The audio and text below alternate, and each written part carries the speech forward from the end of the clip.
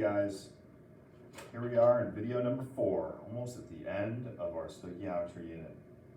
So today what we're going to look at is a few examples of mixed practice problems, because on the test you will not necessarily get a label that says like this is a mole-to-mole conversion or this is a gram-to-mole conversion.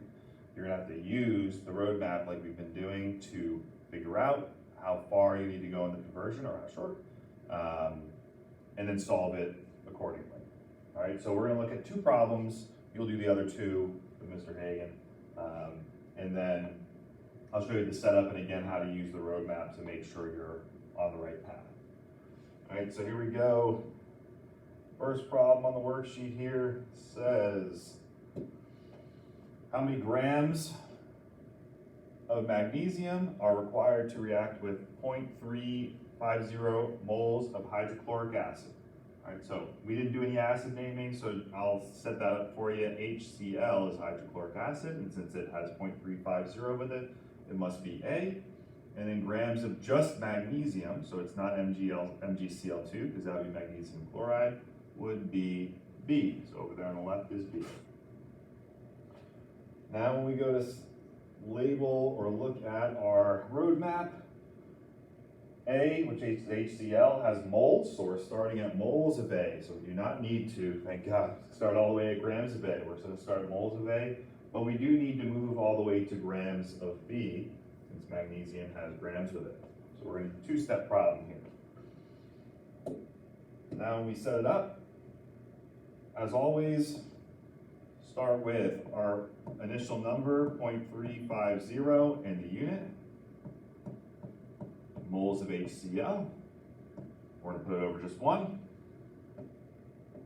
And then go to our roadmap to see what our first conversion factor is, which is coefficient of B. If there's no coefficient in front, you can assume it's a 1. We have 1 mole of Mg over coefficient of A, 2 moles of HCl. So we did our first step. Now we got to do the second to get the grams of B. We're going to put the molar mass of B.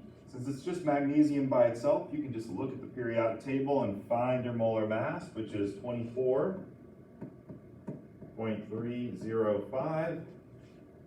That's grams of Mg. And it is over just 1 moles of Mg.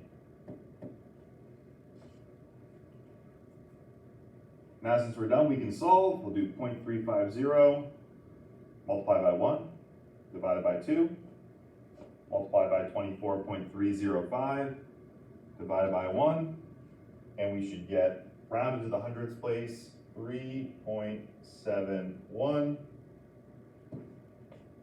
And there's our unit, grams of Mg.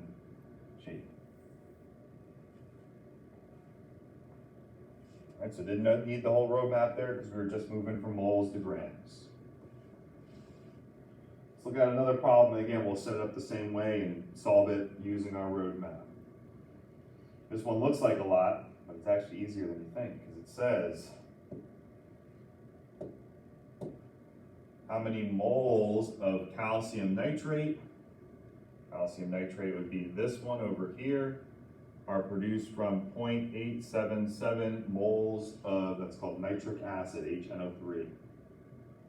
So same steps, we'll label A. Here's our A value, our A substance, since it has the number 0.877 with it.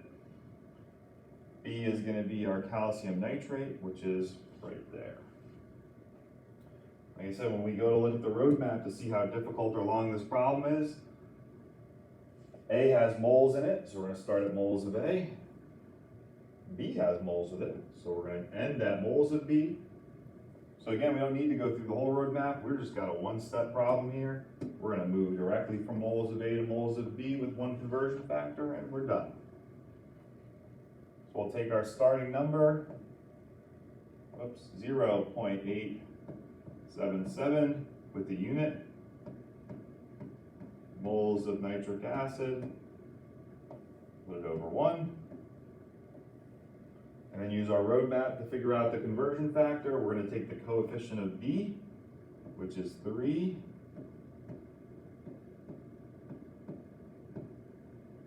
moles of calcium nitrate, over our coefficient of A, 6 moles of HNO3.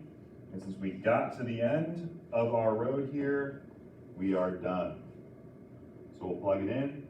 0.877 times 3 divided by 6. Going to round to the hundredth place. We'll end up with 0.44 moles of CaNO3.